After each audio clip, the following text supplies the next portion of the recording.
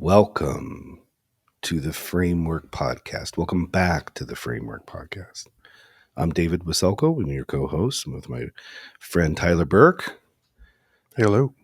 How are you, sir? Awesome. How you doing? I'm still fucking awesome. At every implied point in the timeline? Well, yeah, from the first time you asked and the second time, no change. Yeah, no change in a Yeah. matter of seconds. Mhm. Fantastic. Yeah. Good to see you. You too, as always. Excited to do this one. Excited to do all of them. But this one is interesting for a lot of different reasons. Agreed. I have been driven by an affirmative thought, which came from a prohibitive negative experience, which is I was tired of being inconsistent with my golf game. Hmm. And so the affirmative thought, Are you sure you weren't just consistently bad? I think I was consistently inconsistent and therefore consistently bad. Just clarifying. Go Yeah. ahead. Yeah. Waiting for the bills for shingle repair and injured children to find their way to my house. So the affirmative thought was I aspire to become more consistent because therefore I can enjoy this game I love so much more instead of being, tense or stressed or frustrated in playing. And lo and behold, at around that same time, the golf gods, I think, just sort of sent something randomly to my way. Who I think this guy's my spirit animal. I'm not kidding. Love this guy, Jim Venetos, the Venetos Golf Academy. This is not a paid endorsement. This is not a paid endorsement, but Jim, if you listen, would love to have you on the podcast. Yeah. Would love to talk with you, to meet with you, and I'd give probably my trail side pinky to be able to have a one-on-one with you. Well, protect the lead side. He'll know what that means. That's another way to say group hug. Yeah, I think. or a lesson that doesn't sacrifice my setup position. Or that. Yeah. Okay. Yeah. So Jim has this, and I find it to be brilliant, revolutionary, deeply philosophical, which of course I'm drawn to and love, unconventional approach to teaching golf. And one of his central components is we, that is his students, which now I'm proud to say I'm one of them because I joined the school. We play from a position. So the problem in traditional golf theory is that it's too complicated. It's too difficult, and it's really hard to repeat because it relies on rhythm, tempo, and timing. It relies on movements and manipulations and doing all these things. You have 53 swing thoughts, and then if you actually happen to find something that works one day, good luck finding it the next day and so forth. Whereas Jim's position is we play from a position. And so you get in what he describes as the deep closed setup. You anchor your weight on your left side. And you have one thought and one thought only. And here's where just I think the genius comes from. The thought that you have and the art that you practice is stillness.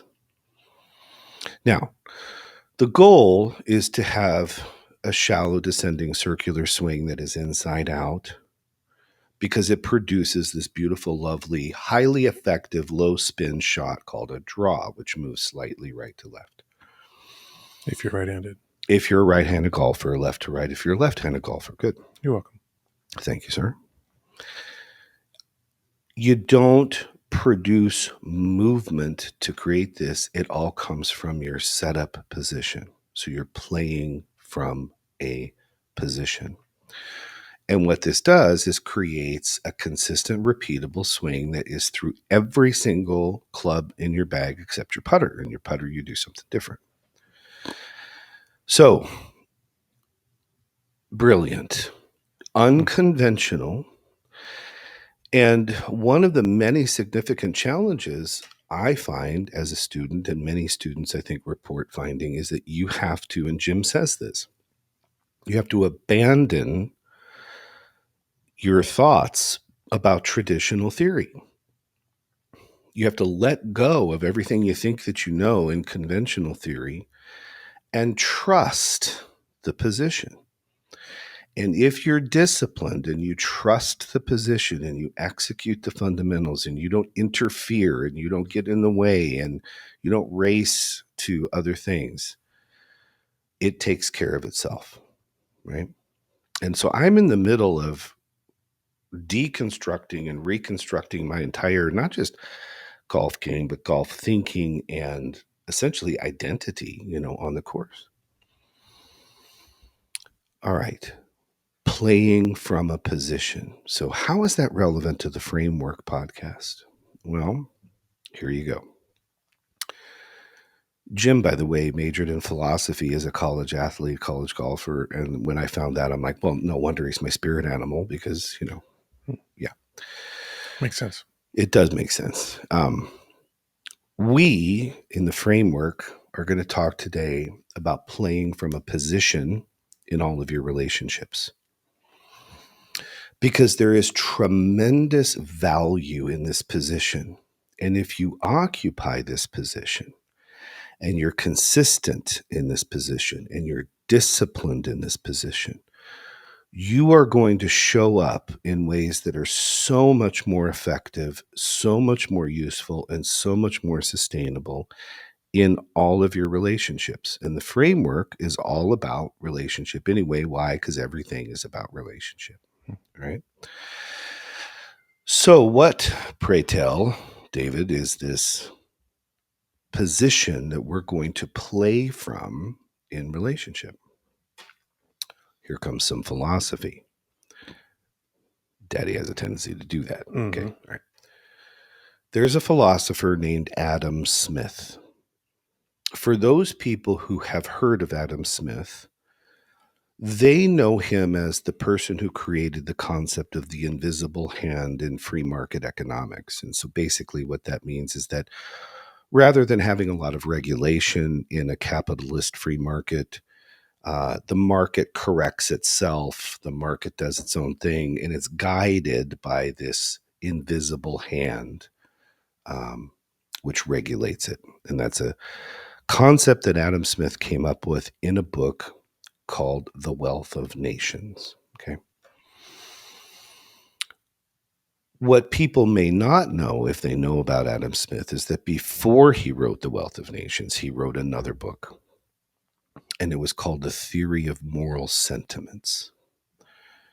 Much better book, by the way, but that's just the gospel according to me. Scholars debate whether or not these two concepts are related. I think that they are, but that's open to debate. In Theory of Moral Sentiments, what Adam Smith was trying to accomplish is, can we have or create a moral philosophy without needing to invoke a deity? So let's put this in historical context. At the time that Adam Smith is writing, moral philosophy is driven by, if not dictated by, religion. That's sort of the source from which we're able to ascertain morality. A little different from Greek philosophy, Aristotelian philosophy, and so forth, where we're looking at things like virtue and ethics. Here we're talking about moral philosophy, a little bit different. So to get there, Adam Smith argued that inside every human being innately, as a part of human nature, there exists what he called an impartial spectator. The impartial spectator has the capacity innately to observe what's happening out there in the wild to another person or an interaction between two people, and can use their imagination such that they have an understanding of what their experience would be, how they would think, how they would feel if they were similarly situated. And because they have the capacity to do that on their own without the need for any kind of other authority or deity, could determine if an action was right or wrong morally. In other words, I can put myself in someone else's shoes. As the impartial spectator, I'm detached from this situation. So I'm not in it, I'm observing it. So I'm a spectator. But I'm also impartial. I'm not on anyone's side, right? I'm looking at it objectively. And using those two things, I can put myself into that situation, understand what's going to be going on experientially if I were in it, and therefore deduce or infer the rightness or the wrongness of that particular thing. So, what we're going to do in the framework today is make an argument that when you do therapy rather than just being in therapy, when you apply what we're teaching, because this is all about applied. Yes, we do theory. Yes, we do philosophy. But if you stop there, that's very insufficient. It's not sustainable, doesn't really produce a lot of results. You got to then apply it out in the wild. You got to test it. You got to do. That's why I hate the phrase I'm in therapy. I instead say, let's talk about I do therapy. And the framework is about the do. So you can do therapy by listening to the framework and applying. So here's what we're going to talk about.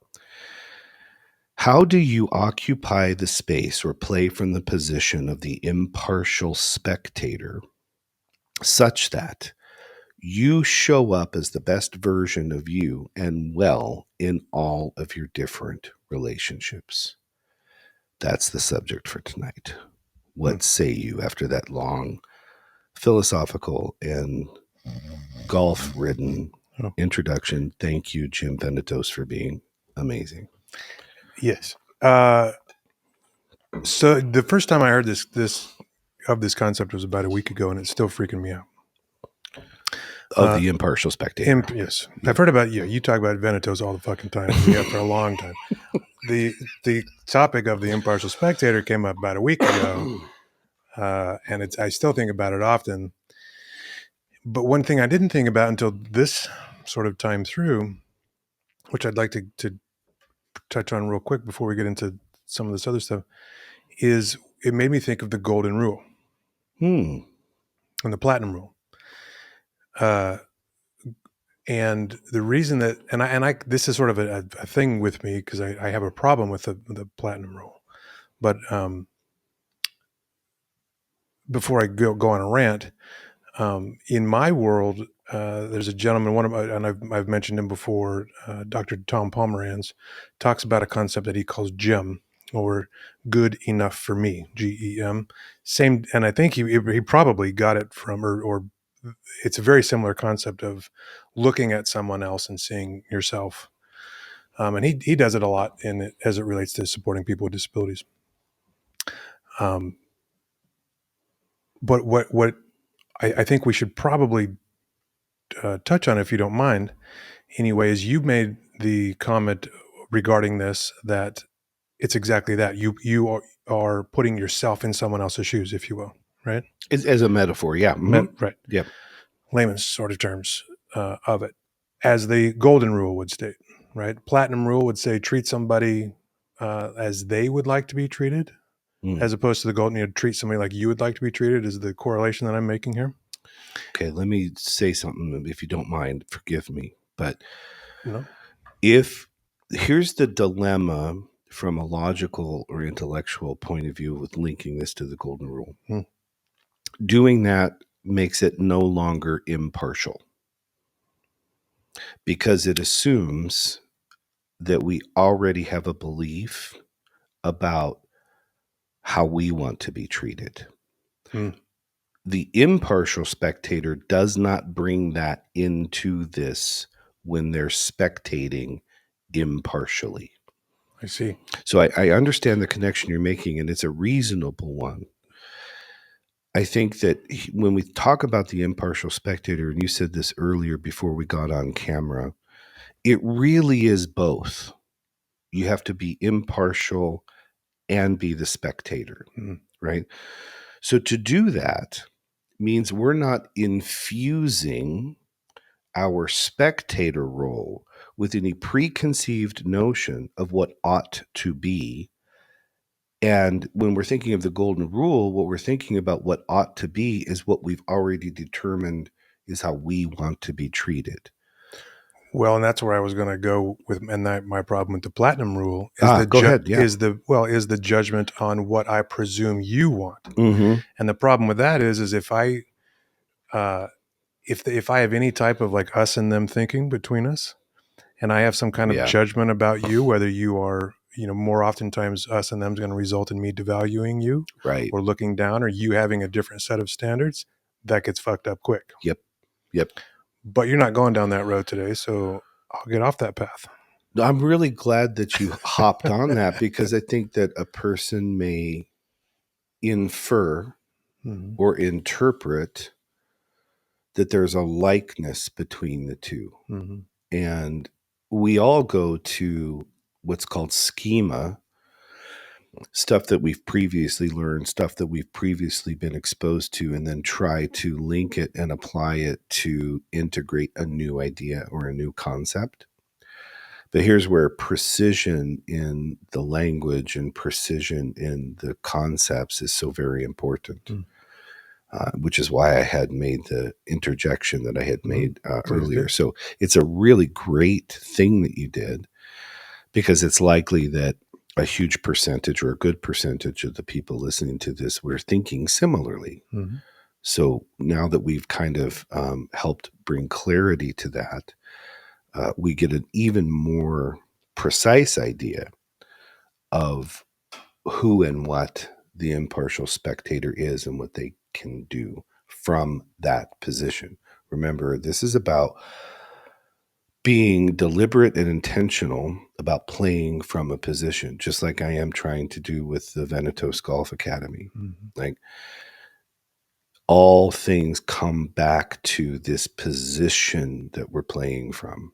And what we're proposing here as a way to apply the framework is to show up, especially when there's conflict, but really consistently most of the time to show up with an awareness, if not a focus and an intentionality, on the impartial spectator.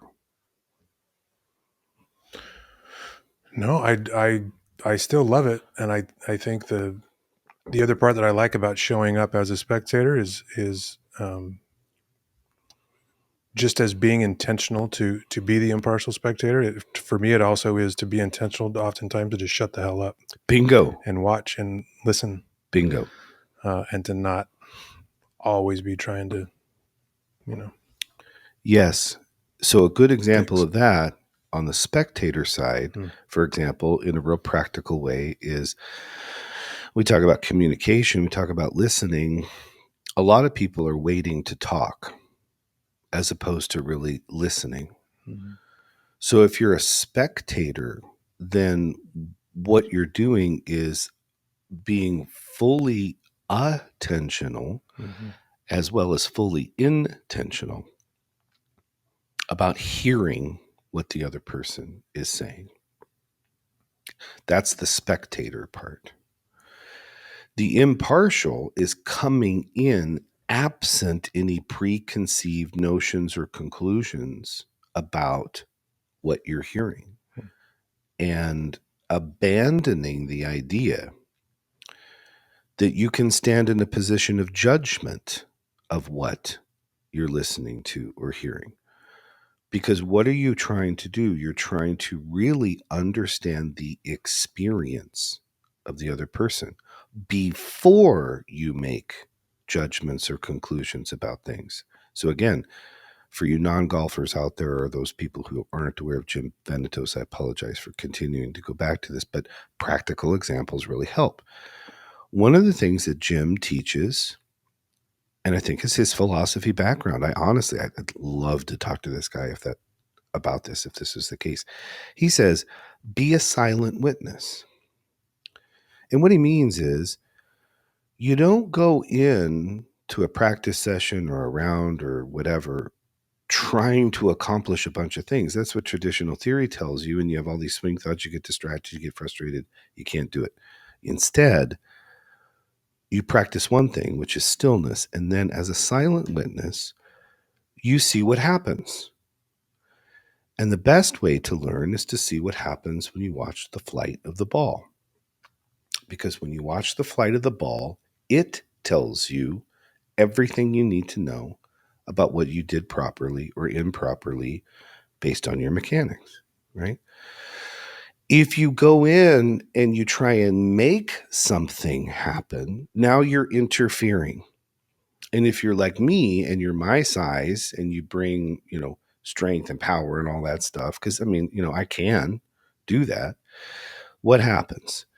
Well, in golf, that my trail side, my right side, and I'm a right-handed person, is going to interfere with the swing, which means that I'm going to come over the top. I'm going to swing over the top. I'm going to open my chest, open my shoulders, and it's going to be an unmitigated shit show. And people are diving for cover on the fairway because who knows where the hell it's going, right? I'm interfering. Well, same thing with the impartial spectator here. If you come in as a partial spectator, you're interfering with the dynamic because you're bringing with you something that may not necessarily be there. It may be your judgment. It may be that you're shaming someone. It may be that you're criticizing someone. It may be that you're waiting to talk or persuade. Excuse me, you're not being impartial. Give advice like the three other guys on the tee box who see your setup, yes, and interject their opinions and lessons and judgments, yes, on you before the ball's even hit about how wrong you are, right. Just because it's not a traditional way to do it. Mm-hmm. Again, not to say on the metaphor all day, but it's pretty fucking right on. Yeah. To your point, I think, right? Right. Because that happens every single time. Certainly, if anybody's never seen it before, Mm-hmm. they're going to say something about what you look like Mm-hmm. getting set up to the ball. Absolutely. Because it's not traditional. It's not traditional. And I'm going to tell you, I'm putting my money where my mouth is here because I am being comfortable getting really uncomfortable. Hmm. It is not comfortable to abandon traditional theory and get into this setup position, at least not in the beginning and not for a while. And it's certainly not comfortable to be the person who everybody's like, what the fuck are you doing? Mm-hmm. And then thinking you need to explain it or defend it or what have you. So yes, that's exactly right. So what we're saying here in the framework about being the impartial spectator, I'm asking you to do something different. In fact, I'm asking you to abandon some traditional theories about what you think you understand about conflict, about relationships, about communication. Because I happen to believe that a lot of traditional theory with regard to therapy is flawed, as Jim believes that a lot of traditional theory with regard to golf instruction is flawed. Now, it's well intentioned, and Jim does a marvelous job of saying this consistently. It's well intentioned, but it's flawed. And a lot of times people are fixing problems with problems. And you've heard me say that. We call that in psychology a second order problem. And we've talked about that on previous podcasts. So I'm asking you to trust and to get comfortable being uncomfortable. This is different, right? But isn't that what you want? Conflict is doing you instead of you doing conflict. Your relationships are a shit show, a dumpster fire. And on top of that, when things go well, we can't explain why they go well. Or if things are going bad, we're not even sure we can explain why things are going bad. We're not operating from a position that allows us to even really evaluate that or to repeat it when it goes well. So in Jim's system, if you're consistent, you play from that position, things are going to go well consistently. And what we're saying is, if you occupy the position of the impartial spectator, particularly when there's conflict, you can play from a position of strength, a position of power, a position of doing conflict well and achieving sustainable results. I like it. So what is that? So let's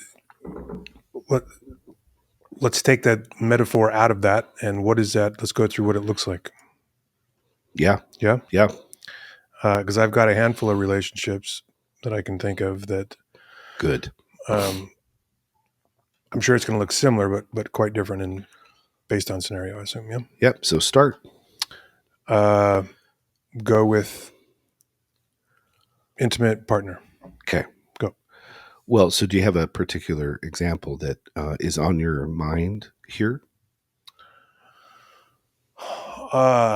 Shit.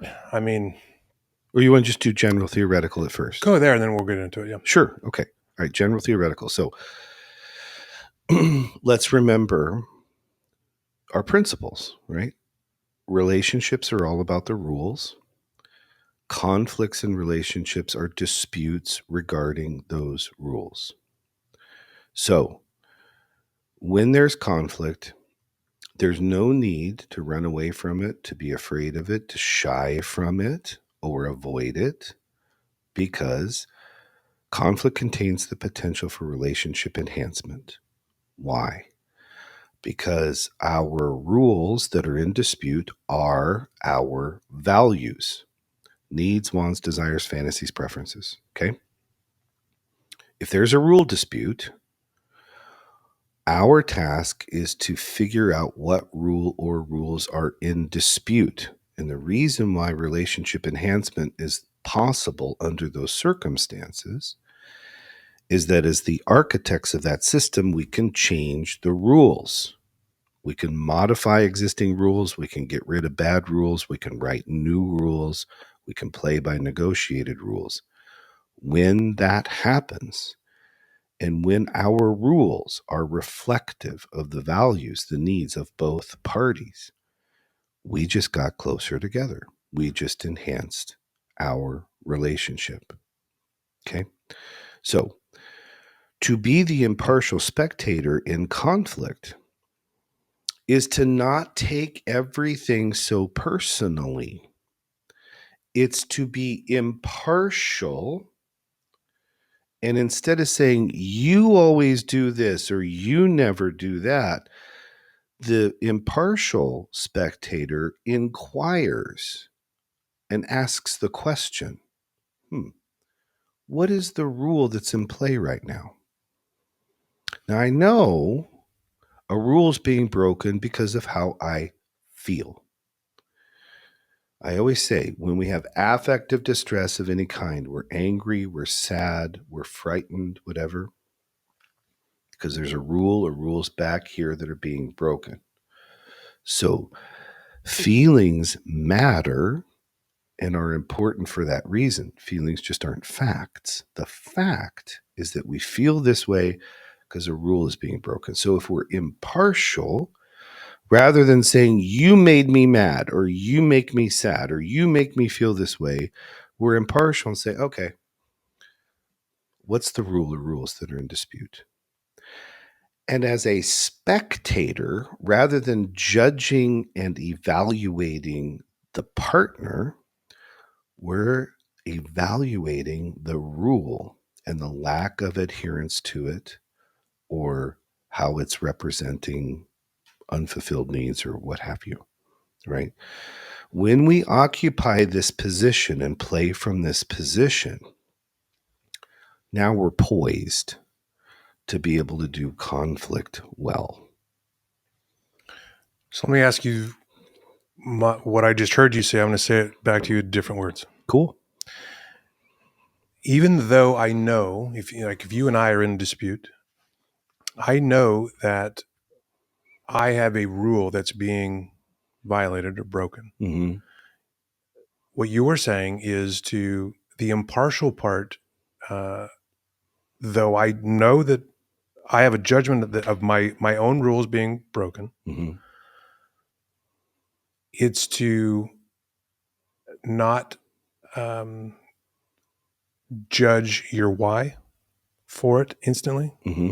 Is Yeah, that what you're saying? That's a good way to say it. And how did you do that? Because now you're getting to practical applicational, which is great. Trying to. rather than assigning responsibility to me for breaking your rule, you're taking a step back and detaching, Mm-hmm.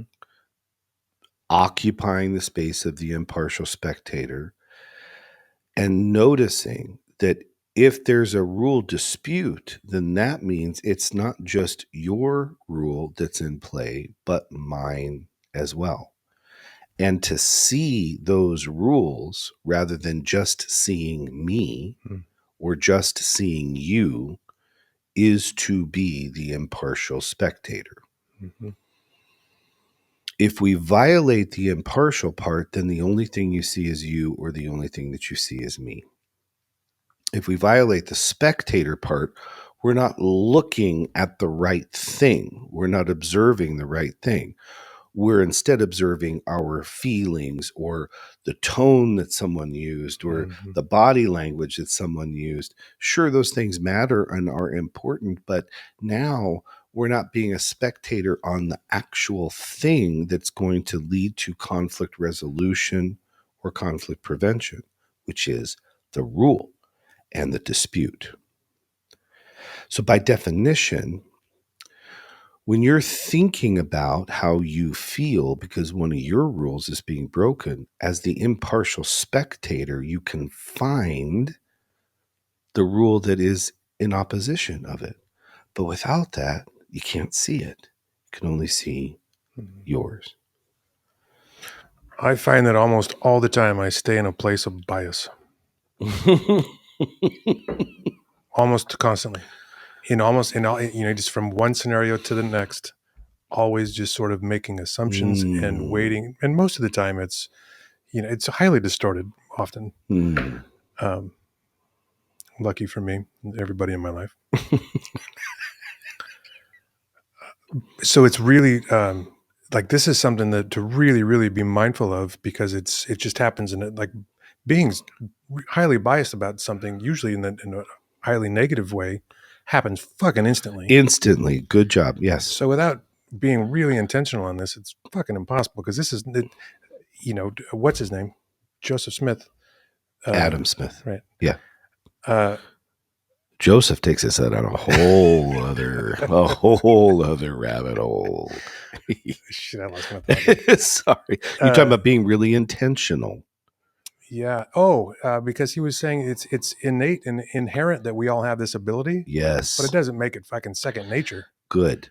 Just because you it's innate doesn't mean it feels natural. Yeah. So very much like what I'm trying to do with the golf swing, right? If I'm not super intentional, then I'm going to interfere. Yeah. My instincts are going to interfere with my position. The way that you're talking about interference is by talking about your biases. And welcome to the club. You're going to fit right in. We all have them. Yeah. Our biases interfere with the position that we're playing from in relationships, just like our bias that power comes from swinging the club hard interferes with what the setup position really does, because in the setup position, power comes from proper swing path, not from swinging the club really hard. But we think instinctually that if I'm going to move this ball and I'm going to crush it, I'm going to come after it and just, right? Well, instinct interferes with the position. The position is a deliberate, intelligent, intentional thing. Now, I have the capacity to play from that position innately, because if I have, and Jim says this, if I have any athleticism at all, from that position, I'm going to find a way for the club to hit the ball. It's just that in Jim's system, he's figured out that if you get in the right position and you put your weight on your left side and you stay still, you can disregard the movements of your hands and arms and shoulders and just let the club swing along the line of your body, and it's going to make clean contact. Well, very same thing here. If you occupy the position of the impartial spectator and you don't interfere with your biases, with your judgment, with your authoritarianism, whatever it is, then you're going to be able to execute the process of the framework extraordinarily well. You're saying if you can get into the right position, you can disregard your own judgments. Mm-hmm. Impartial. Because look, imagine if people did that.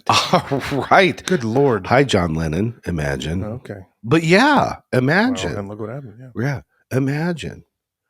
Hmm. Imagine what would happen. Look, even if you just want to be really practical and efficient here with regard to conflict resolution, conflict prevention, if you choose not to occupy a position of judgment or immediately come to a judgment, you're going to be so much more efficient in conflict resolution, because ultimately you got to pull all those judgment out anyway. And I always say, people will jokingly say when they start therapy or consulting with me, they're like, fuck, relationships are so much work. And they have this rule, this belief, some of them, that if it's a good relationship, you shouldn't have to work on it. And that's I get it. It's a well-intentioned thing, but it's the dumbest idea I've ever heard in my life, because of course you have to work on it. Because you have to work doesn't mean it's not the right relationship for you, right? But think about it this way. If you do this small investment on the front end, okay, it saves the hours and hours and hours of conversation on the back end, untangling a really improper setup. So instead of bringing all your judgments in and then having to untangle them throughout the period of conflict, what if you just abandon those and start from the good setup position so that you can be efficient and pragmatic, really, through conflict? So you talk about why what communication a lot. I do. It seems like that would be the swing. Is set right? I mean, sort of Oh, like nice. the position. Yep. See what I did there? I love that. Well done. Yeah. I think Jim's taking notes on this one. Go ahead. Well, I mean, if we can actually get in that posture and that position, it seems like we're kind of set up to get into some how to find out what the hell's really going on. Right. Is going to be some why what communication. Absolutely. 100%. Yeah. And to carry that wonderful metaphor example further, what Jim will say is, let the club do the work, right? If you're in the right setup position and you're not interfering, you're not swinging the club. You're letting the club drop. You're letting the club swing. You're not swinging too hard. Well, why what communication is you're letting that tool work. And you're not interfering. Bias, judgment, authoritarianism, all those things are you, the global you, interfering with the process. I mean, I even know that it's not all that uncommon for me to even do a decent job of getting to the why and then argue with them that they're wrong. Like, no, we both know that's bullshit. Yeah. Right? Right. Yeah. So, yeah. Even I'm susceptible to that. I'll be like, that's a horse shit why. Yeah. Like, right? You got to be kidding me. You're right. We wish that was your why, bitch. Yeah. Yeah. And then it's not too far to go to then start thinking that we can dictate what another person's why should be or ought to be. And now we're really talking about power, control, manipulation, all kinds of really negative things, even from a well-intended place, right? But think about it. If that bias and that judgment comes in to negatively evaluate the why before it's gone through the impartial spectator filter. The other person feels totally dismissed, totally disregarded, disrespected, all the disses, right? So, yes, imagine what would happen if that interference was not part of the exchange.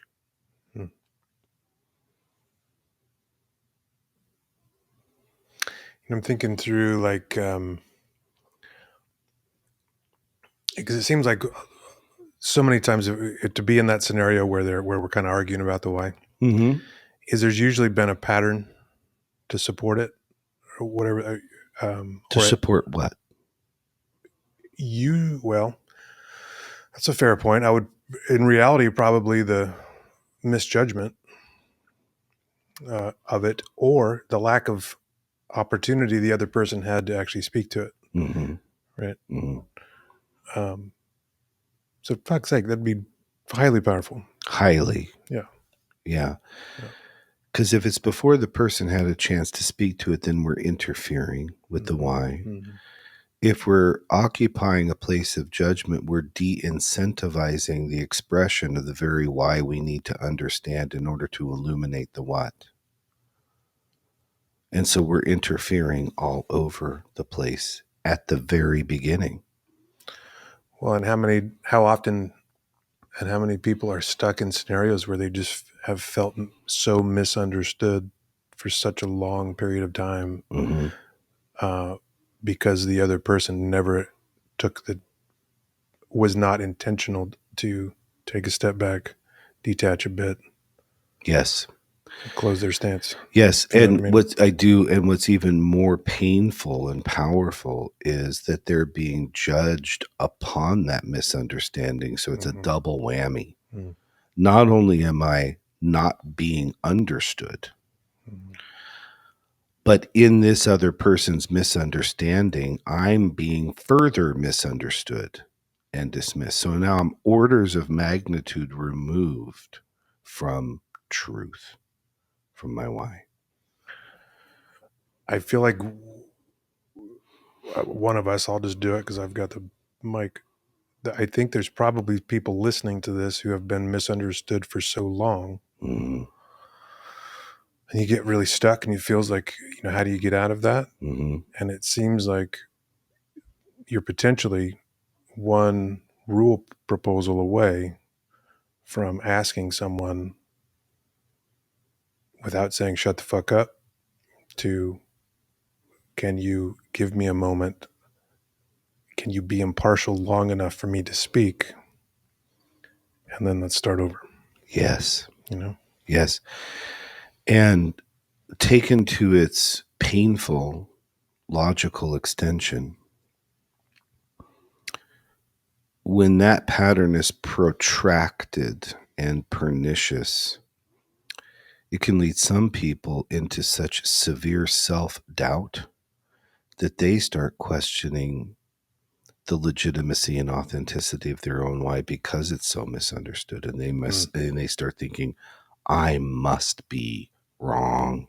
Maybe they're right. Maybe they're right. Maybe I need to change my stripes and change my spots, and then identity is now on the line. I'm not good enough. I'm not good enough. And if we're dealing with a person who has fairly fragile self-esteem or what have you, now they're shape shifting and they're trying to figure out how to be such that they meet the approval of the other person. And the why has up and disappeared like a fart in the wind. And now we've got an entirely different dynamic that's going on. And the psychological damage that comes from that is quite horrendous. Quite horrendous. So on all scales, large and small, this is dysfunction personified. But if that dysfunction like that persists, quite literally, we might end up in a place of psychosis. We get we pass the exit of gaslighting. We pass the exit of dark manipulation, and we can get to a place where we feel batshit crazy. And we're doubting and questioning our own reality, our own experiences. Now, that's a severe continuation of this dynamic, but it's part of that continuum. Make no mistake, it's part of that continuum. And that's where substantial pathology resides and flourishes. So, can we take this to kids? Because I think it's probably more common and horrific as far as the amount of children that are unheard Mm-hmm. And who are not actually impartially spectated, Right. if you will, Right. without, just constant, Yep. do this, perform whatever it is. Yep. Yep. And I think a great way to take this to kids, and really we're talking about it from a parenting perspective, Mm-hmm. is understand that if you're anxious as a parent and therefore have a difficult time being the impartial spectator, the unintended consequences are we transfer that anxiety through pressure to perform, pressure to do this onto kids and create very stressed out little people, right?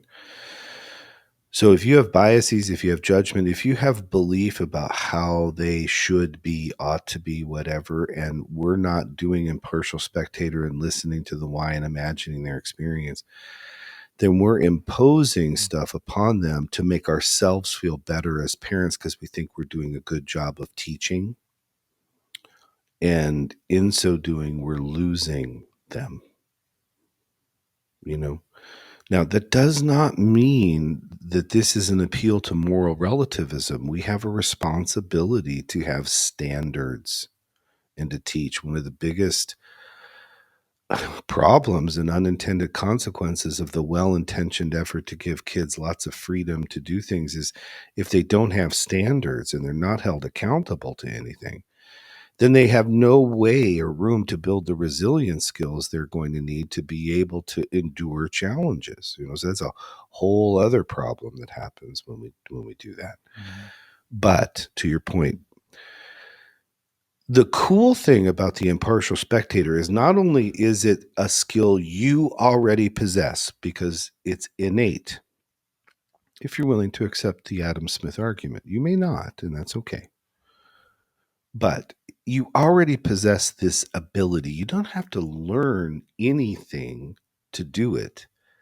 You just literally have to do it.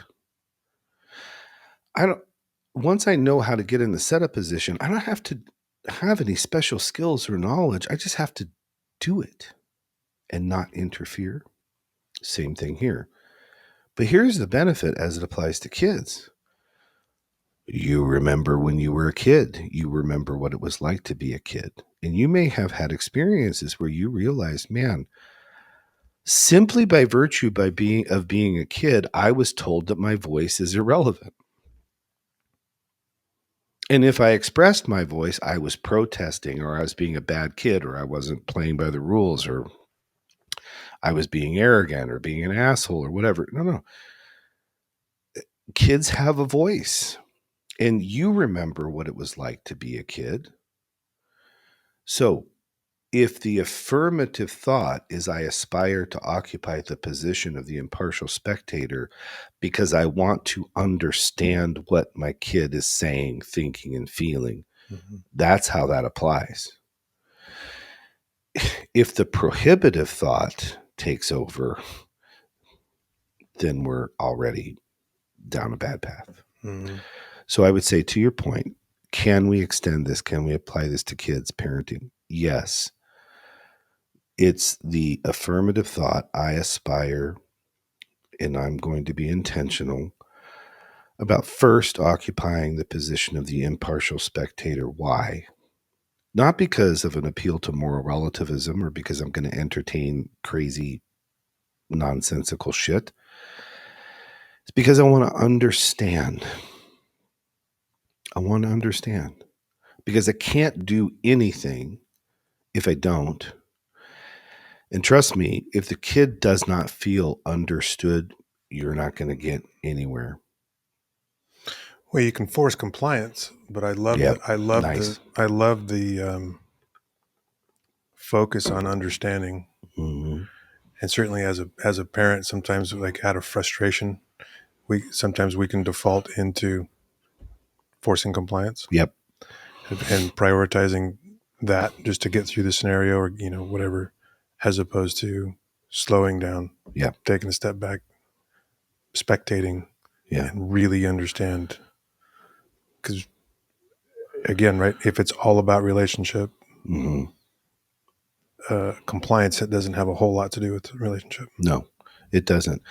And compliance can be a well-intentioned thing when you're thinking about wanting to be a responsible parent Mm-hmm. and establish standards and have expectations. I definitely don't hear you say spectate and don't do anything. Right. Thank you. Good. Or have any standards or anything. Right. Good. I don't hear that. I appreciate that because I want to be very clear about that. And I also want to say that, that's a well-intentioned effort with an unintended consequence, compliance. Yeah. So yes, we have standards. Yes, we have expectations, but play from a position. Start from the role of the impartial spectator. You already have your rules. You already have your standards. Wait. Hang on to that for a moment. Seek the understanding first. Because when you do, you're going to start hearing what their rules are. And you may think they shouldn't have any or they shouldn't make any because they're kids. I'm here to tell you, you're wrong about that. Well, that's a misunderstanding of the term rule. Yes, it is. Thank you. Yeah. Why? Because rules are values. Yeah. So kids have values. They may not be able to articulate them in that language, and those values may be misguided, misdirected, immature, unrealistic, all those things, right? But nonetheless, they're there, and we need to understand them, especially if they need to be corrected, right? Mm-hmm. So understanding is imperative to being able to do relationship. If we're unavailable to understand, then really the relationship is one of judgment and control. And that's no way to do relationship. It's certainly not a way to do a sustainable relationship. Mm-hmm. Because what then is the rule? The rule is I have no valuable voice. And if a child acquires that belief, that goes with them for the rest of their lives unless they come into and then do therapy. This is the truth. Mm-hmm. It's just the truth.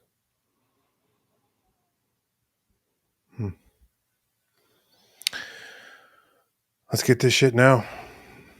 Yeah. Wish I would have had this when I was 18, 17, earlier. So do I. And quite frankly, I wish I would have had this when I was a parent of younger kids because I made so many mistakes. Oh, God. I mean, just so many mistakes. And had I had all of this and been doing this at that time, I think things would have been very different. But kind of like this golf thing, truth is, though it would be nice to have had these things much earlier, what is necessary is having an openness to acquire them whenever you recognize that you need them and are ready for them. Now, it's harder when you're older. I wish I would have found Jim Venetos when I was a young person playing golf because I'd be in a very different situation now, right? But that being said, I found him now, and my task is to let my ego get out of the way and to trust and to be willing to consider something different, to be willing to abandon traditional concepts, because my intuition has been speaking to me, and Jim finally articulated it. My intuition was, this is fucked up. It's too hard. It's too difficult. If traditional golf instruction worked, we'd all be much better golfers. None of us are. None of us are. So why not do something different? If the way that you were raised was traditional and you have critique about that, well, that didn't work. Okay, try something different. So the impartial spectator, though it is innate and therefore natural, is not comfortable. You're just probably hearing about it right now for the very first time. Mm-hmm. And you're scrutinizing it, which you should, and you're being skeptical, which you should. But that doesn't mean you come to preliminary conclusions that it is wrong or not useful. You don't know because you've never even tried it. You know, we spoke a little bit before we got on the air tonight about people's willingness to be sort of the student. Yes. And I'm thinking through sort of what we're talking about and this idea, and you brought it up a minute ago about ego. I think it takes a fair amount of humility, self-awareness, and things to be able to take a step back and quiet your mind enough to just spectate without judgment. Mm-hmm. But what I'm thinking about as it relates to being the student is it allows us to be the student of whoever we're watching. Right. And even if it's a child, right? They are the teacher of themselves and their rules. And we are, even as the adult, the parent, are the student of that person, of as that an child. Individual. Yes. Because we're learning. And that's the whole point. We're spectating for the purpose of learning, right, from the teacher. Right. And the only way you can do that is if you shut the hell up and watch and listen. Right. With a bit of humility. I love that shit. That is beautifully said. And we were saying earlier, and you said this earlier, so I want to give credit where credit is due. Probably great. Yeah. It was spectacular. Fuck's sake. And they're real, by the way. Okay. Come on, you didn't get that Seinfeld reference? I missed it. Oh, they're real and they're spectacular. They're spectacular. Yeah. Ego tells us we need to be expert or we need to be teacher, which means we're unavailable to be student. Problem with that thinking.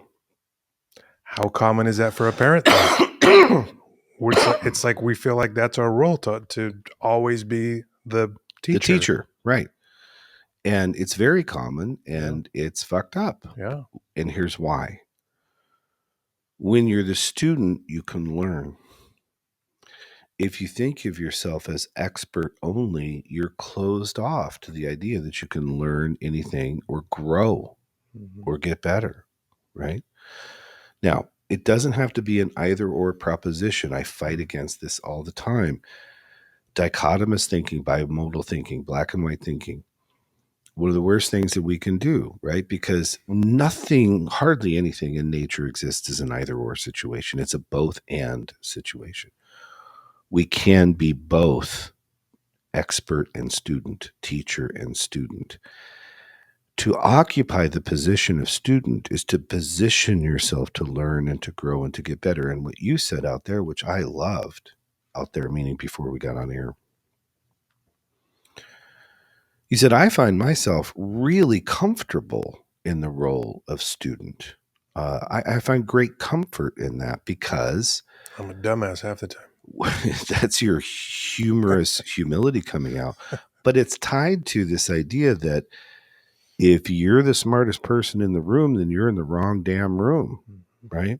So You said, I like to surround myself with people that are smarter than me, people who are experts in the things that they do, because I can learn so much from those people. And my ego is not getting in the way because I am open to growth and to learning and to understanding. Well, there's no threat involved. Of course, right. Right. It's an opportunity to grow. It's not, they're not threatening shit. Right. And for some of us, it's very easy to find folks to bring into the room that are smarter. Yeah. I'm not self-deprecating on that. It's just true. Like there's some bright people out there. Right. Why in the hell would we not want to get around and sort of open ourselves up to new thinking and new possibilities and things? Because you're never going to get stuck or stagnant if you're, around some bright fucks. Right. Right. And we also talked about this before getting on air, but I was going to say it reminds me in some ways about one of the Richard Feynman rules, the famous physicist and extraordinary teacher, where, it's not about having answers. It's about knowing what questions to ask and how to ask good questions. Mm-hmm. If you're occupying role of expert and teacher with a child and you're therefore unavailable, then you're making statements instead of asking questions. And as a result, you can't learn anything about or from the kid. All you're doing is telling the kid what to think instead of doing your job as a parent and teaching the kid how to think. And what I do in therapy with the framework or consulting with the framework is exactly the same thing, meaning I don't teach anybody what to think. I teach them how to think. So where you go as impartial spectator is entirely up to you. That you start from that position and plug your own stuff in is the essential factor. And that's the same thing about the framework. I say, I have been studying and has been a student of conflict for over 30 years in various capacities and various forms. I know a lot about it. But the framework is value free, meaning my values are not in it. I teach the framework and you guys put your values into it. You plug it in. So I'm not going to tell you what your rules should be. I'm going to help you find what your rules are.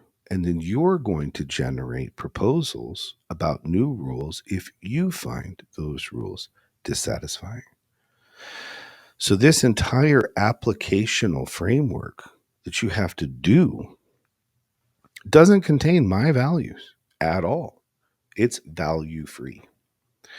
And being the impartial spectator is quite similar to that. It doesn't mean you abandon your own values, but what it does mean is that you select in the moment to play from a position, one of impartiality, one of spectator.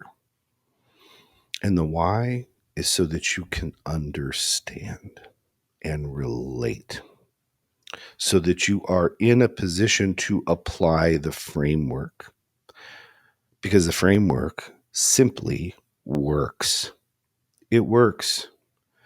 It works every time if it's properly executed, if you don't interfere with it. And that's what Jim is telling me and all of his students. And there's times where I'm like, I don't know if this is going to work, or I'm frustrated because it's not working the way I think it should be. But why isn't it working the way I think it should be? It's not because Jim's philosophy or system is wrong. It's because I'm interfering, because I'm not trusting, because I'm not getting in the position, because I'm not practicing stillness, because I'm not far enough left, right? It's on me to do that, to take the system and apply it. Well, that's what we're doing here, folks. Giving you a system that you apply. And when it is applied, I'm telling you, it works. I've been doing this for a long time. It works. And one of the reasons why it works is because it doesn't contain my values or biases or whatever. It's a framework. You take your values, plug it in. And I am an example and proof that and certainly somebody that's not always trusted it. Well, let me take it back. That feared trusting it. I was usually pretty good about taking the risk. Yeah.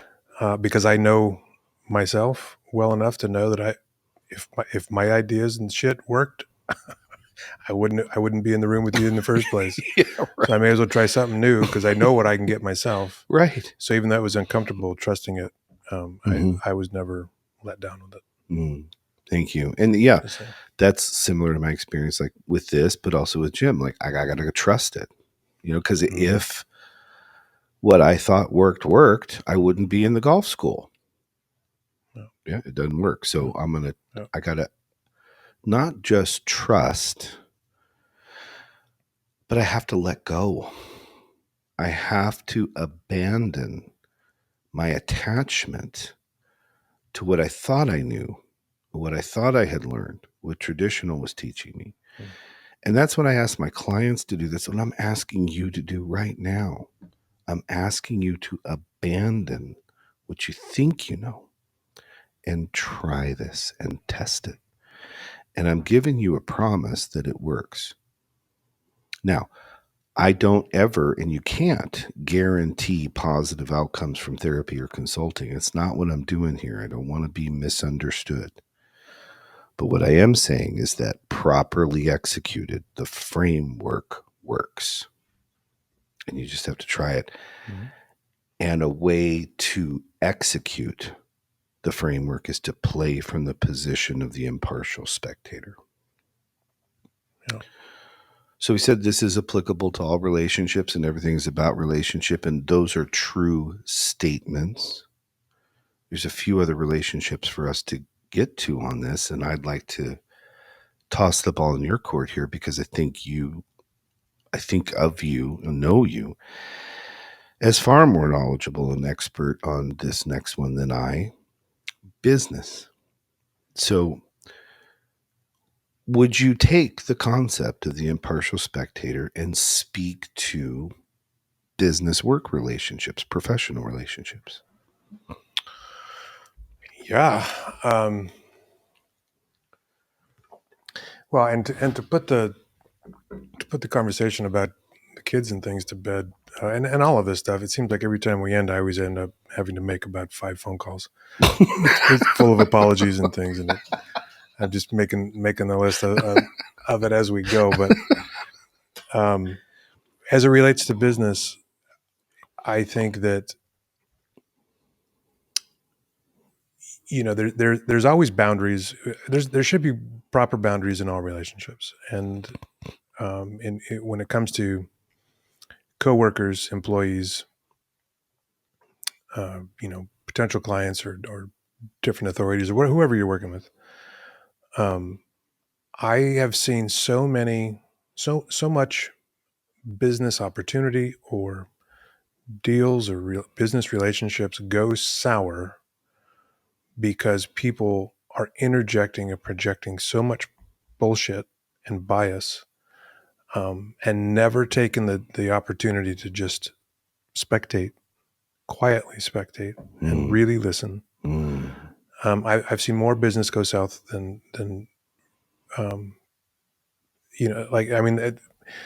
minus the kid conversation, probably, it's the same applies with almost all adult relationships. I think they're just different issues or different rules. Yeah.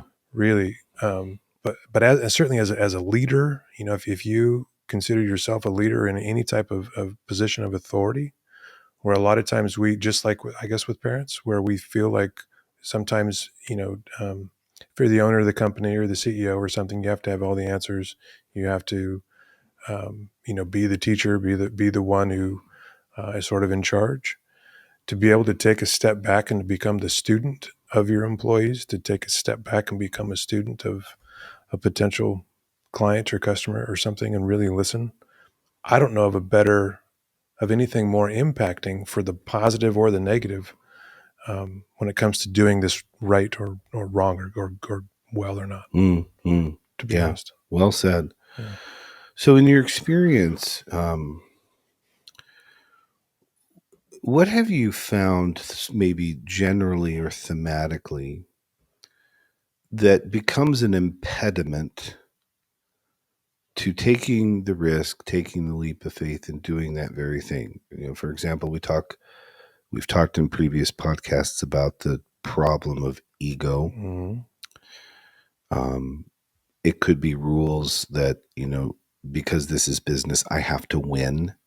So it's competitive, Mm-hmm. right? And competition is a reality in business. But if you play a zero sum game and create a winner and a loser, then the promise of future interactions is now gone. Mm-hmm. Axelrod talks about that.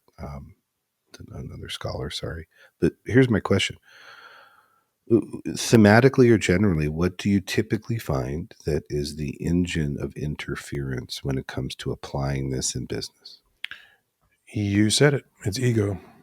Almost always, Mm, without exception. It's the thing that hinders more than I know, mm, because it's there becomes this twisted sense of entitlement. There becomes this twisted sense of um, I think authority a lot of time, a twisted sense of superiority, mm, um, and this lack of. I mean, ultimately, I think that gets in the way of really valuing really anybody else in the room. When your ego is the only thing that you can see, mm-hmm, I think inherently you can't treat anyone else in the room as an equal. mm, mm-hmm. From my experience, from my understanding of it, I mean it, and that's really what we're talking about. I mean, we're saying we're trying to elevate the relationship. Right. Almost everything we talk about is to elevate the relationship, Absolutely. right? Because everything is relationship. So we're, I mean, pick different words for ego, uh, and none of them are going to positively benefit a relationship that I can think of. Mm-hmm. Yeah. Yeah. And one word we might pick is fear. Mm-hmm. I think what functions often as ego or ego defense Mm-hmm. is fear. Yeah. And whenever I see or hear fear, I immediately know what's happening or what's in play, and that is prohibitive thinking. Mm-hmm. I don't want to, I'm afraid of. So, in as it pairs together, um, my ego tells me I don't want to not be the smartest person in the room. Mm-hmm. I am afraid of not being in control or directing everybody. And when that is in the way, it is impossible to function as an impartial spectator to create an understanding in all things. Well, and as you mentioned, usually ego is going to be surrounded in fear of a threat, right? So that threat can be competition. That threat can be perhaps the smarter person in the room. Mm-hmm. A threat of being exposed Mm-hmm. for not being how you present yourself, or Mm-hmm. being authentic, or Mm-hmm. being found out that you are inauthentic. Mm-hmm. Um, Or that you're not as expert as you've sold yourself to be. sure, sure. I mean that's a scary and just as bad as that lonely place to live, right? So that when you get stuck in that, I mean that's going to permeate all kinds of business interaction and dealing and relationships, and Mm-hmm. Mm-hmm. so just like everything else, and it's like a we play the what if game about what would relationships be like if people actually did this, but what the hell would business relationships look like? I mean, I think corporate America, certainly right now, right? I mean, you talk about business and corporate America and all of these things, and you throw out all these buzzwords of Republican and capitalism and all of this stuff. Well, a lot of times that gets you talk about bias, right? A lot of times there's a tremendous amount of bias with all of those terms, but when you get into business, it doesn't have to be gross. It doesn't have to be dirty. It doesn't have to be self-serving. It doesn't have to be tainted and using people and all of these things, right? I Mm-hmm. mean, we can elevate relationships in business, Mm-hmm. just as much as any other relationship. And I think that's honestly the definition of what good business is. Mm-hmm. So as, you asked me, how does this play out?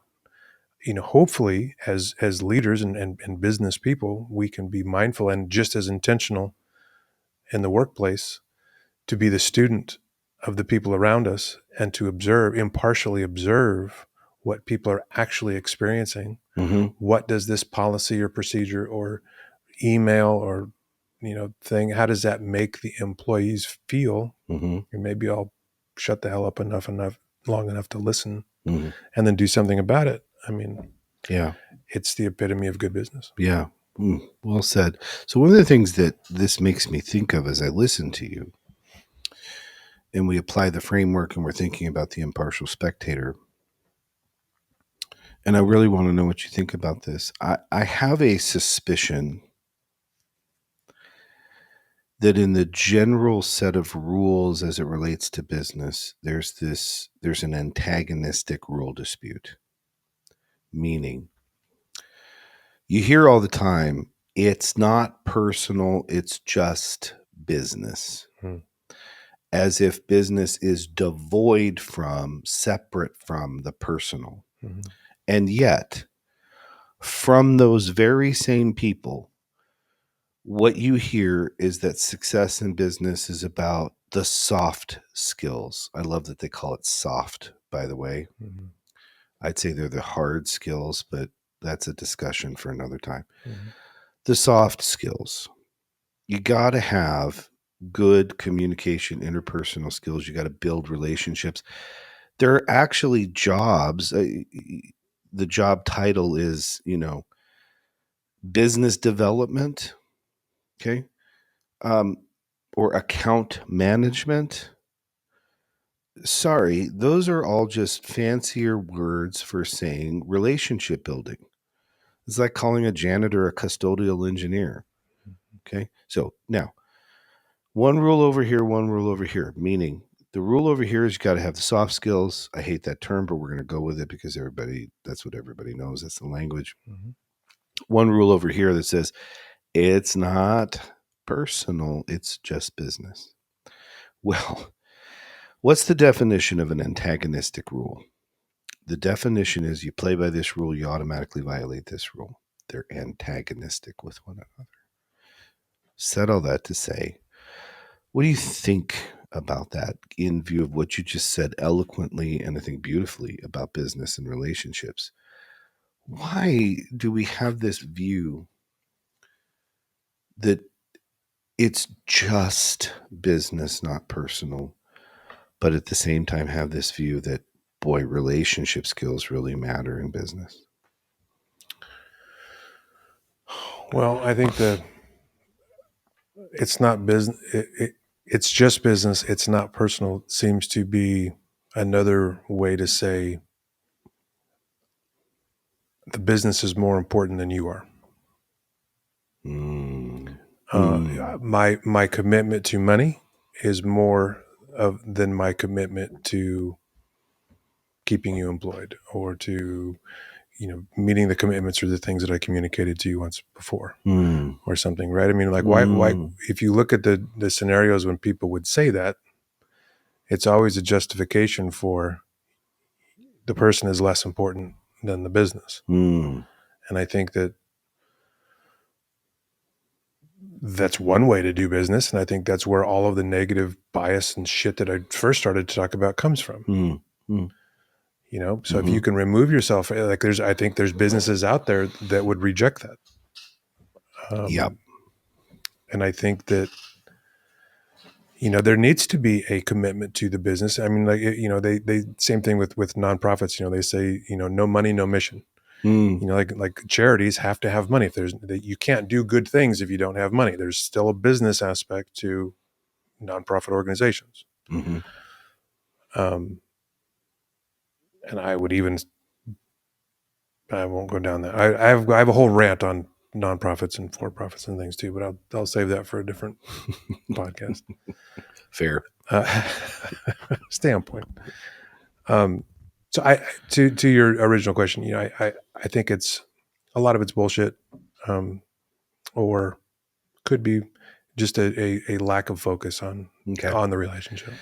Yeah, because my thought was, it's not business, it's not personal, it's business, it's justification for bad behavior and bad thinking. And I think that everything. Well, bad behavior meaning focusing on, again, prioritizing money or business over people, right? Or at the expense of. Sure. I mean, there's a pragmatic reality that you have to pay attention to your profit and loss statement. You have to pay attention to performance. You have to pay attention to optimization, to growth. You have to pay attention to performance management, and you have to coach and then eventually get rid of people that are not doing what they are supposed to be doing or doing it well. But all those things are personal. And to do any of that, you have to have good relationship skills. So, like the parenting discussion, if we occupy a position of authoritarianism and we don't seek an understanding of why the person isn't executing or why the person isn't performing up to the standards that we've established, then we're not doing the relationship and we're not investing in what is your number one most costly asset and investment, which is staff, people, right? It's the biggest controllable expense, but it's also the most valuable asset. And so if you are intentional about the impartial spectator piece, you can understand the very people that you're depending upon to create and to grow and to allow to flourish the very business that is so very important. Well, and I think we're, I mean, it's just a whole different, or it's a whole other business mindset that we're talking about. I mean, you can run a profitable business, help people, support people, treat people well, and those two things don't have to conflict. Right. They're not mutually exclusive. And honestly, the better you treat employees, the more, honestly, I think you would probably see improvements on your balance sheet and profit and loss statements. The more senior leadership would practice being an impartial spectator. I agree completely. And so whether you're an employee or an employer, we're asking you to, okay, maybe you're not ready to abandon traditional theory as it comes to this, but let's just question it and be skeptical. We have all been socialized on this rule that when it comes to business, it's not personal, as if business is this separate space of human affairs that doesn't involve humanity or relationship. That is a lie. And it's a lie that's designed to accomplish certain things, but it's nonetheless a lie. So when you are in an occupational professional work situation, and that's sort of the mentality, I really question it and be skeptical about it. Well, and if you are in a position where people report to you, not at middle management, executive leadership, whatever it is, and somebody comes in, because people have this entire other life that we have no idea about typically. Right. So somebody comes in the office, or maybe their performance is lacking or something, right? I mean, we have the option to make presumptions, assume, make all these judgments about what's going on, why they're perhaps underperforming, or there's a option to slow down, ask the person what's going on. I see performance is lacking. I see something seems off because you're not normally like this, but your performance is way down. Can you tell me what's happening? I would love to understand what's really going on in your life. Yeah. Again, what we're doing, we're prioritizing the relationship. And the result of that will be better business performance, I promise, than just writing the person up, putting them on some type of corrective action plan, doing something and focusing only on performance. It not to make the correlation to children, but there's a lot of correlations there similarities. too. You're in a position of authority. It doesn't mean you just come down their throat and demand compliance or performance. Right. So the only thing I would add to that, because I think that's wonderful, and I want to add something. You tell me if you think it's fits or doesn't fit as appropriate or not appropriate.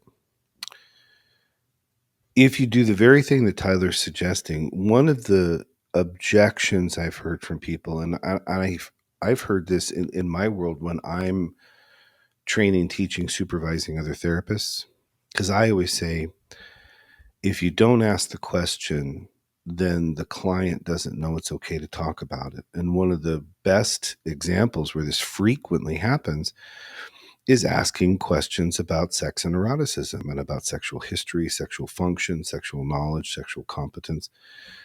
The objection or pushback question I get from younger or mid-career therapists, or even experienced ones, is, well, I'm afraid to ask the question because I don't know what to do with the answer.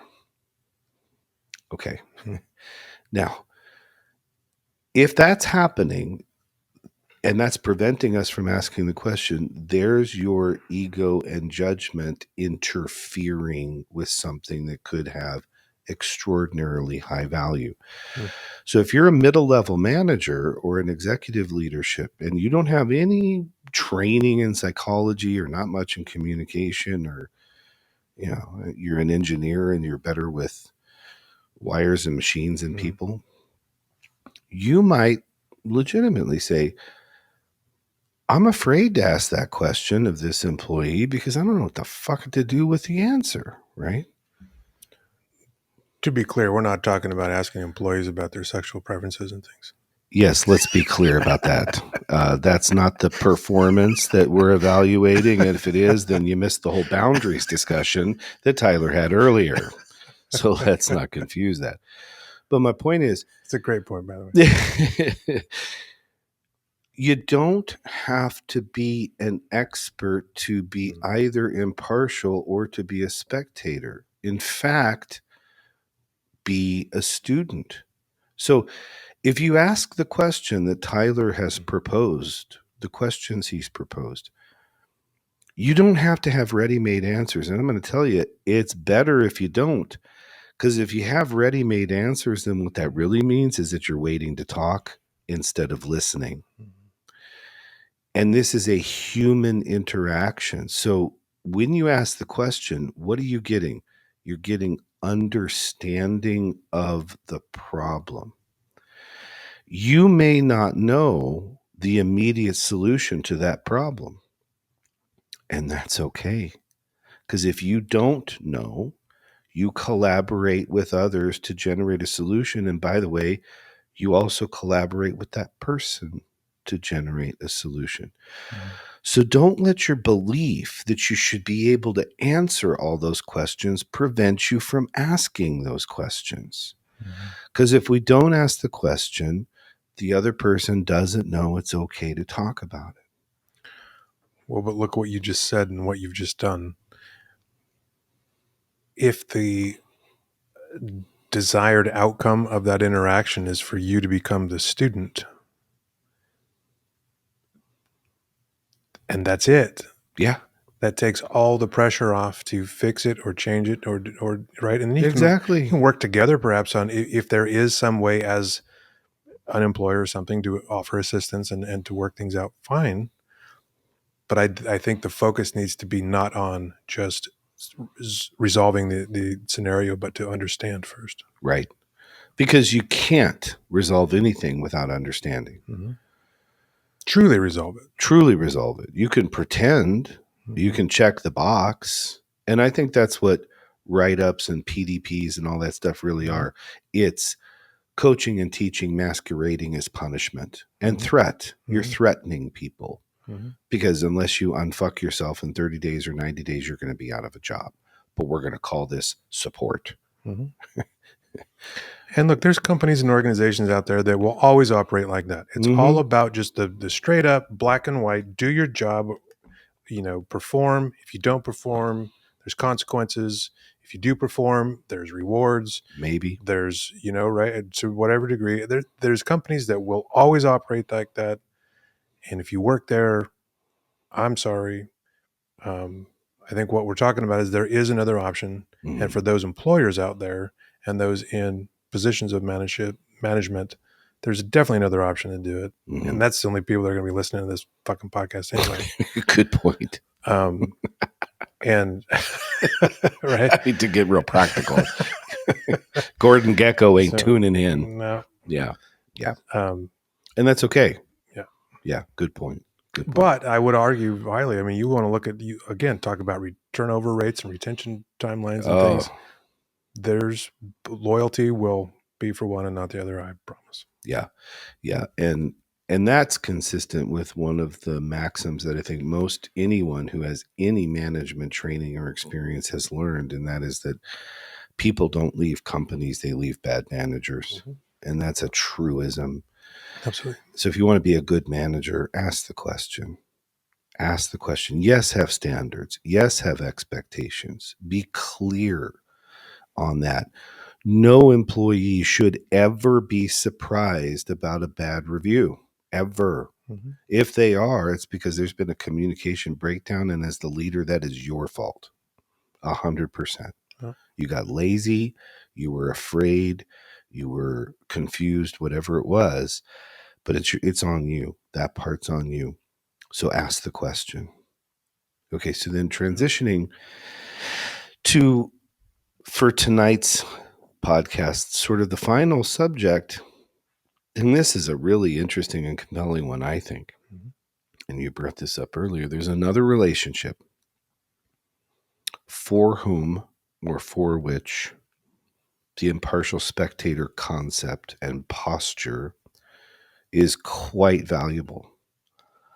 And that's the relationship we have with ourselves. Hmm.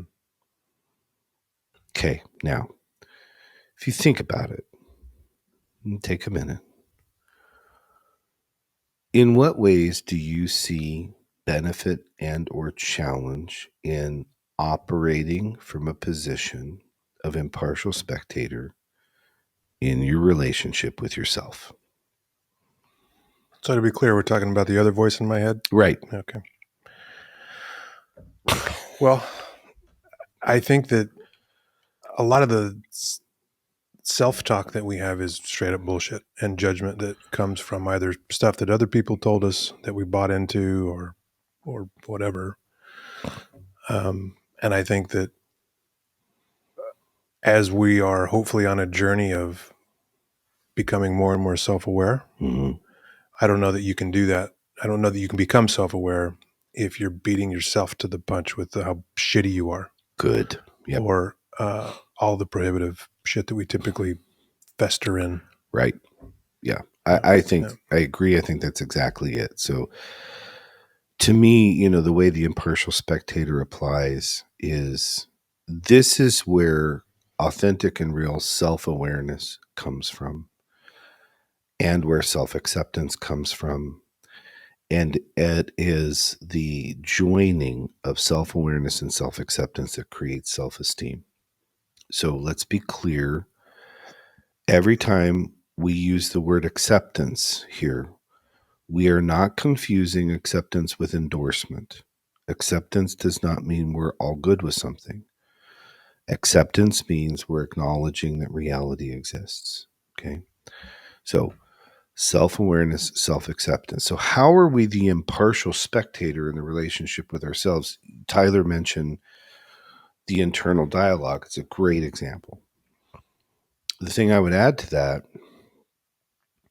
is that if we occupy the position of impartial spectator, that's how we evaluate our own rules, our needs, wants, desires, fantasies, preferences. So in the framework, if you're doing a master problem list, if you're doing a rule inventory, if you're doing a needs inventory, whatever you're working on, you need to occupy the position of the impartial spectator before you begin that work. And I'll give an example. When I'm doing couples and sex work, one of the very first homework assignments that I give to the couple is to create a rule inventory. And I use the word inventory on purpose. We're not here to evaluate whether the rule should be there or whether the rule is a good rule or a bad rule in an inventory. We're here to capture the knowledge that that rule exists. And the analogy that I use is, if we're at Ace Hardware and we're conducting an inventory, we give zero shits about why we have 33,500 washers. That's not the purpose of the inventory. The purpose of the inventory is to establish that we have 33,500 washers. Okay, so if you're impartial, then you're not standing in a place of judgment for your own rules. Because if you are standing in a place of judgment of those rules, you may not even capture them when you're doing the inventory. You may not even know they're there. And as Tyler said just a moment ago, our rules, you said it differently, but our rules come from all kinds of different sources, right? Family of origin, teachers, coaches, clergy, relational experiences, all things we've talked about before. But some of them exist in the blind arena, which means some of them are there and we don't even really know that they're there yet. Well, if we introduce partiality and we interfere, then we're going to be unable to see the rules. We're going to obscure from our vision rules that are there and therefore not be able to understand a lot of things that are influencing our patterns of thinking, perceiving, behavior, and communicating, because our relationship with ourselves is governed by those rules, right? So if we're the impartial spectator, we're taking a step back. We're detaching for a moment, even from our own experience and our own thinking, to survey and to try and understand, okay, what are my rules? What are they? And the spectator part is observing, right? So if we're impartially observing, we can find them, and then we're not caught up or tempted to shame ourselves for what we find, or to feel guilty or sad or whatever about what we find. We'll deal with that later. The first thing is to find the damn things. As the impartial spectator. Once we've done that, then we can evaluate them. So it is the posture, it is the position of the impartial spectator that facilitates the finding of those rules. And the finding of those rules is huge because that's self-awareness. Well, and to realize that you've got a rule that was written by somebody else and it's bullshit, but you never took the time to step back and to evaluate that impartially. Right. It's fucking freeing. Right. It's liberating. Yeah. And if that someone else was a former relational partner, then you're bringing the dysfunctional relationship dynamics of that previous relationship into this one. Or if the rules were written as prohibitive thought conclusions because your parents were alcoholics or losers or abusive or whatever, same thing, right? You're letting the perpetrator exist in your current life. So make sure that the rules that you retain, having found all these rules, are either yours, or if they come from someone else, fine, as long as they're consistent with your values. Then you have and are functioning with what we call agency, right? Self-determination. You don't have to play by someone else's rules, particularly if they're inconsistent with yours. I think it's fair to say that for most people, the first time you do this is literally the first time that this has ever happened. Yes. The first time you've ever experienced impartiality. Yes. Because I can't think of a single relationship that I ever had in my life that wasn't full of some type of bias and judgment. Right. Including the relationship with ourselves. Including myself. Yeah. Yes. Yes. Like I was the most biased and impartial or shitty to myself, to be honest. Yeah. Yeah, absolutely. And, to tie it to the analogy I've been using with golf, I have never swung a golf club from that position ever, nor would I have thought to. Mm-hmm. I mean, I'd like to say that I was clever, creative, genius, brilliant enough to come up with it, but I didn't. Jim Venetos did. I've never done it ever before now. But in a way, that makes me trust it even more. Because I know that what I've been doing doesn't work. So if what I'm doing now is something I've never done, the probability that it's going to work, by definition, goes up. If you've never been impartial, your fear, your prohibitive thinking, your doubt may say to you right from the very beginning in a quick and dirty preliminary conclusion, yeah, that ain't going to work. But you don't know.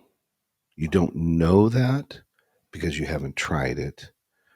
And what you do know is that what you think you know doesn't work, or it doesn't work very well, or it doesn't work consistently. So trust that reality.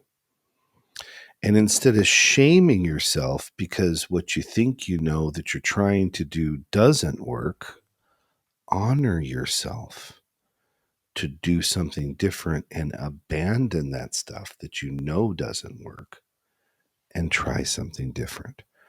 Try the framework. Try playing from a position of the impartial spectator. You're going to increase your chances and your probability of success and happiness when you do. So I now have the challenge of trying to be impartial and spectate this golf swing twice this weekend. And if you hit a house or two or three, I'm making no promises that I'll be able to maintain this impartiality. That's reasonable. With my mouth. What I think is more likely to happen is that your mouth is going to be hanging wide open as you see these tight, beautiful draws landing in the damn fairway, because I'm not doing what I used to do.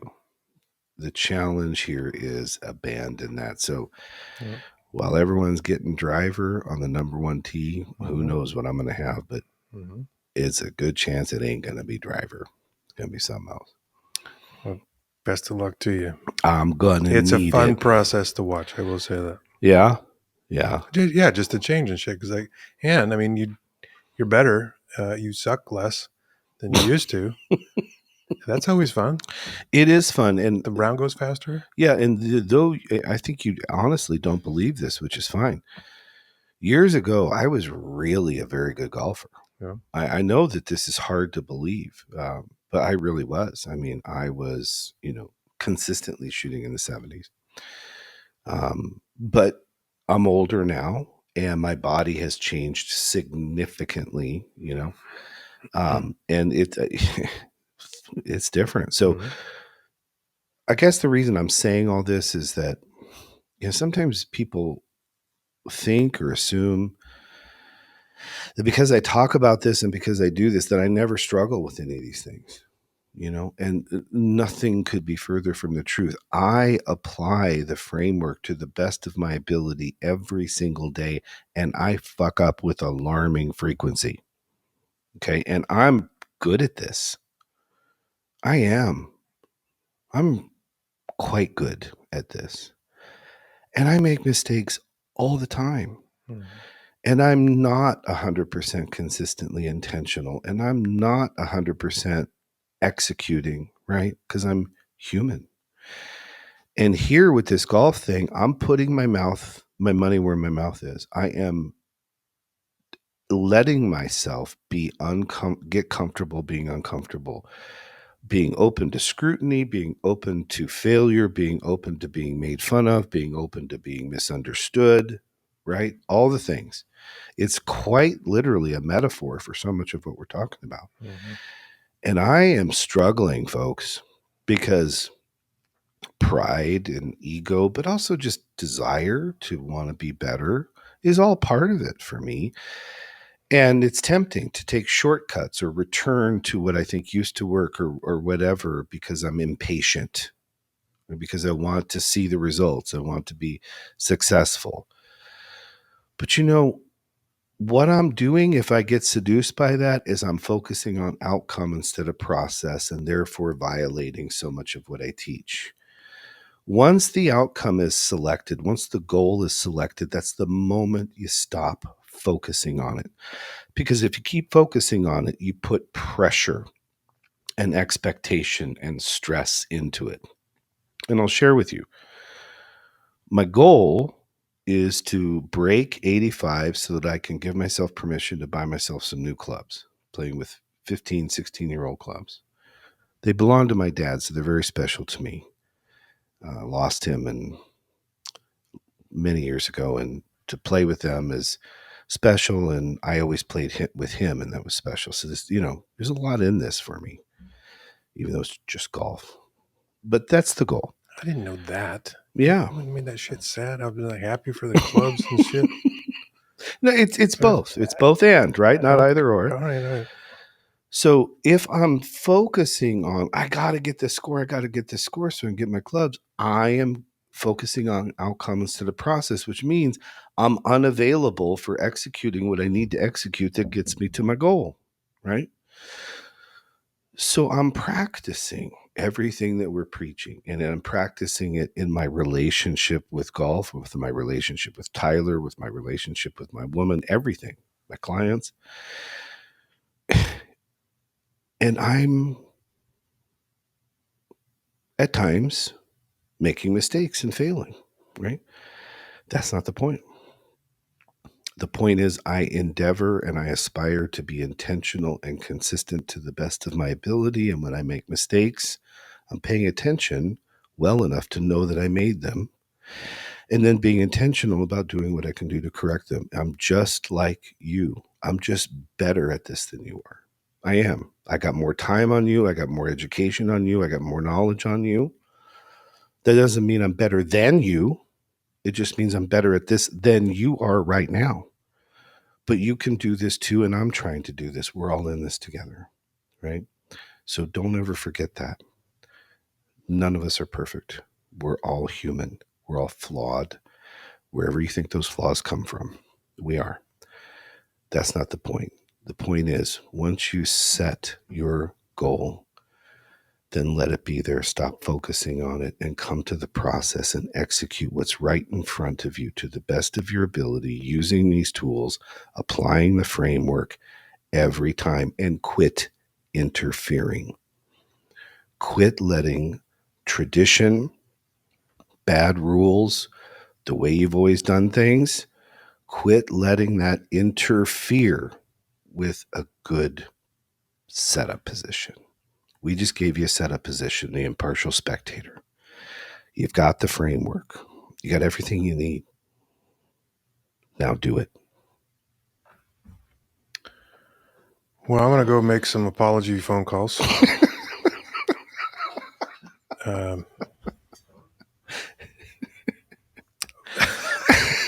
That's when he says go do it. That's what he means. Just go apologize to people. Yeah, we all do that, and then and then we're going to unapologetically indulge in extraordinarily good barbecue bar food. At least I am. There you you're go. gonna get your chicken wings or whatever.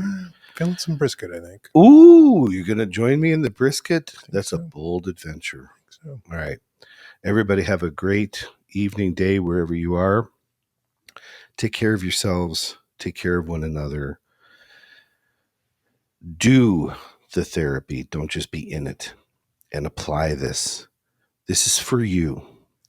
If you have questions, if you have comments, if you learn things along the way, if certain things don't work, let us know. Comment on YouTube, comment on TikTok. If you got questions, send them in. We'll talk about them on air on the podcast, help you out. We're here for you for this because we believe in it so much. So, All right. see you next time. Good night.